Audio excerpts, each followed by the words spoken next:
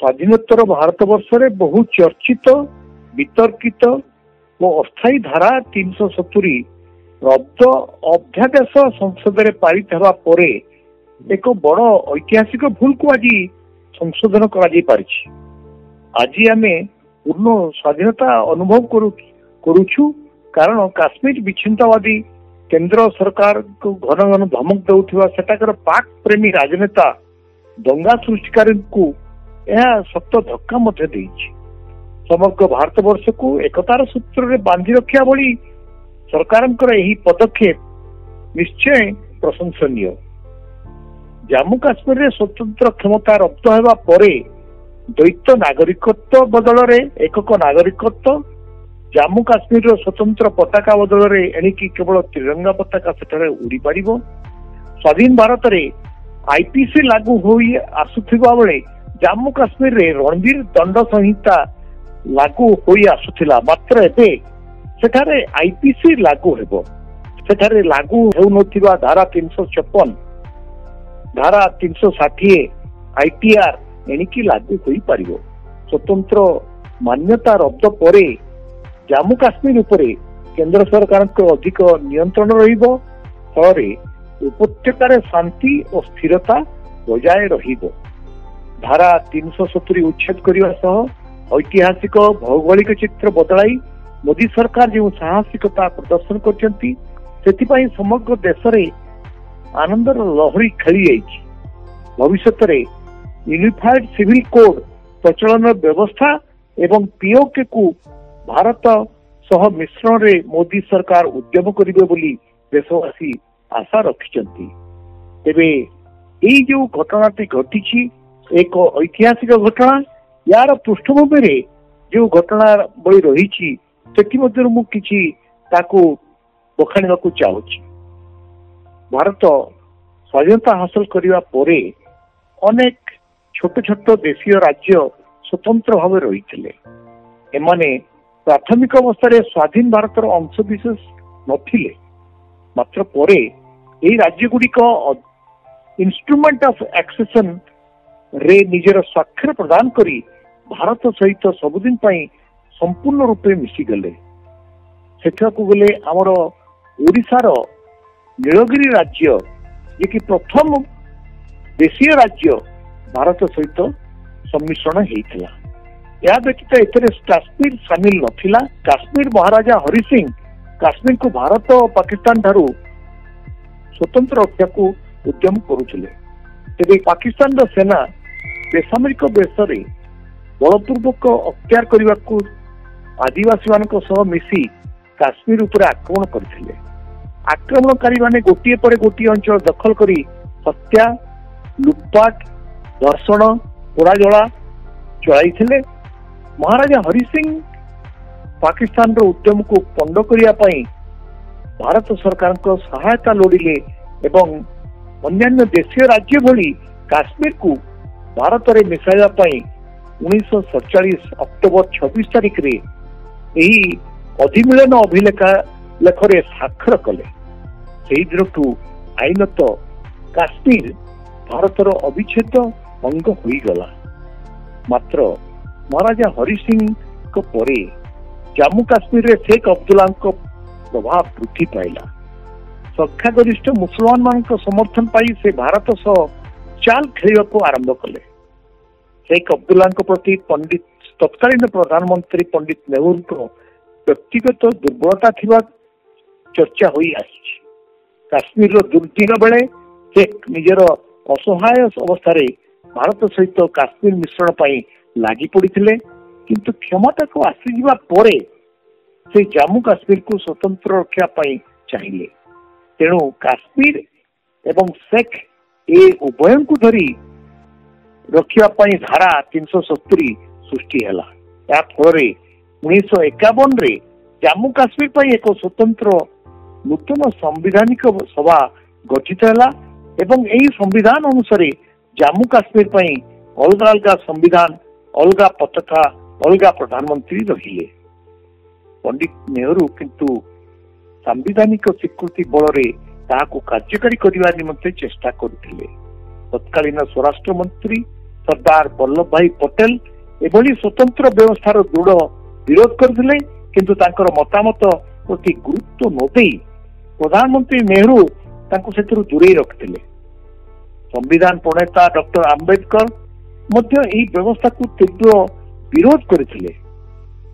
से थिले आंबेडकर थिले दूरदृष्टा और देशर संघीय व्यवस्था विरोधी बोली या कही से चिठा प्रस्तुत करि परिबे नाही बोली नेहरू को रोकठोक जणाइथिले। कांग्रेस रो आहुरी अनेक सदस्य मध्य यार विरोध करी जे 370 धारा जम्मू काश्मीर रे लागू करिवा द्वारा नेहरू पक्षपात नीति अवलंबन करुछंती। मात्र प्रधानमंत्री नेहरू युक्ति करथिले जे एही धारा अस्थायी, भविष्य रे यार आवश्यकता रहिबो नाही।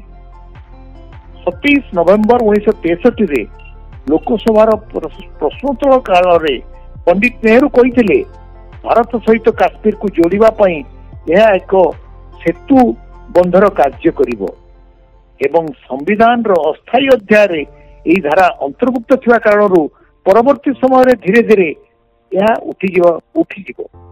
मात्र वास्तव क्षेत्र रे एही घोषणार कोनोसी मूल्य रहिला नहीं एवं केवल भारतीय जनता पार्टी को बाद देले अन्य माने यार स्थायित्व सपक्ष रे युक्ति बाढ़ी आछंती एवं यार आवश्यकता को अपरिहार्य मने करछंती।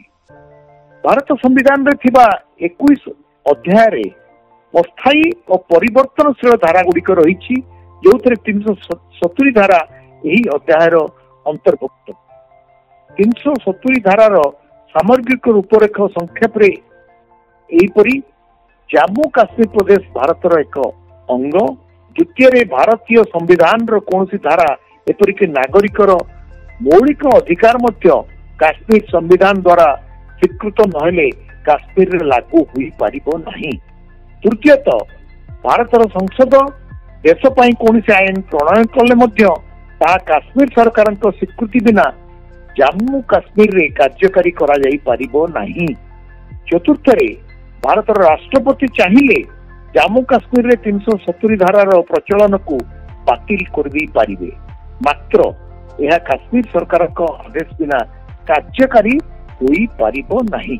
संवैधानिक अधिकार बल रे केंद्र सरकार को क्षमता थिला जे कोनोसी प्रदेश रो सीमा संकोचन और प्रशासन करिवा। मात्र धारा 370 द्वारा यही जम्मू काश्मीर क्षेत्र रे संभव नथिला। सेबली संविधान रो 352 धारा 360 धारा अनुसार यथाक्रमे जातीय जरूरीकालीन परिस्थिति और आर्थिक जरूरी परिस्थितिर घोषणा जम्मू काश्मीर प्रति प्रযোज्य नथिला। जम्मू काश्मीर स्थायी बासिंदा को केतेक विशेष अधिकार प्रदान करा जाइतला जो अधिकार अन्य राज्यवासींकर नाही। घरद्वार करी रहिबा, चाकरी, संपत्ति अर्जन इत्यादि क्षेत्र रे स्थायी बासिंदा माने जो अधिकार भोग करती से अधिकार रु से राज्यर अन्य बासिंदा वंचित। भारत विभाजन परे बहु संख्यार हिंदू माने पाकिस्तान रु आसी भारतर विभिन्न प्रदेश शरणार्थी होई रहिले। भारत सरकार एही हिंदू शरणार्थी मानक सहितान पई सेमानकु शिक्षा, चाकरी, व्यवसाय आदि क्षेत्र रे नागरिकर समस्त अधिकार और सम्मान प्रदान करी रहिबार व्यवस्था कले।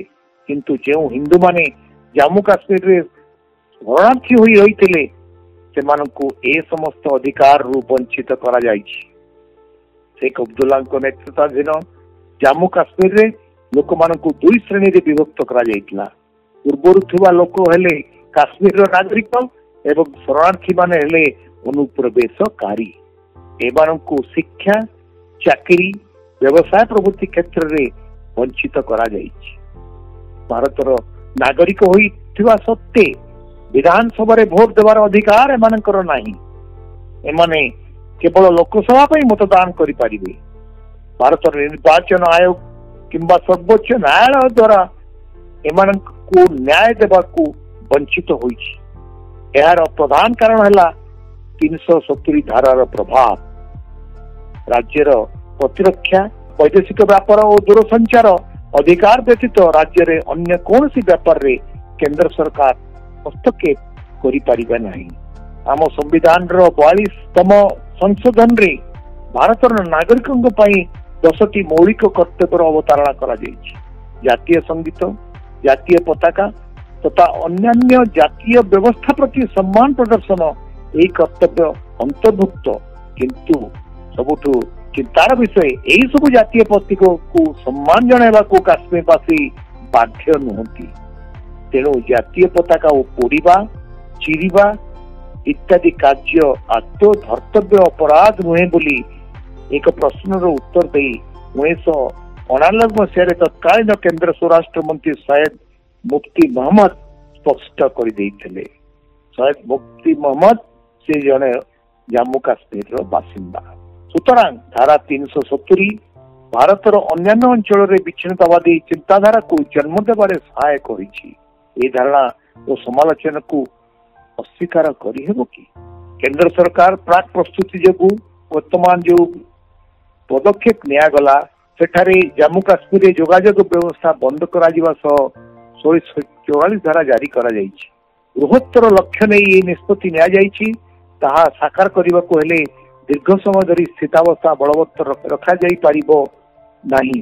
कोई तो सेना और अर्धसामरिक बल को आउ किछ दिन पर्यंत सेठारे मुतयन करा जाई पारिबो, किंतु इंटरनेट और जोगाजोग व्यवस्था को अधिक दिन अचल करी रखा जाई पारिबो नाही। सेपरि जीवन यात्रा स्वाभाविक करिया पई 144 धारा मध्य हटाइबा को पड़िबो।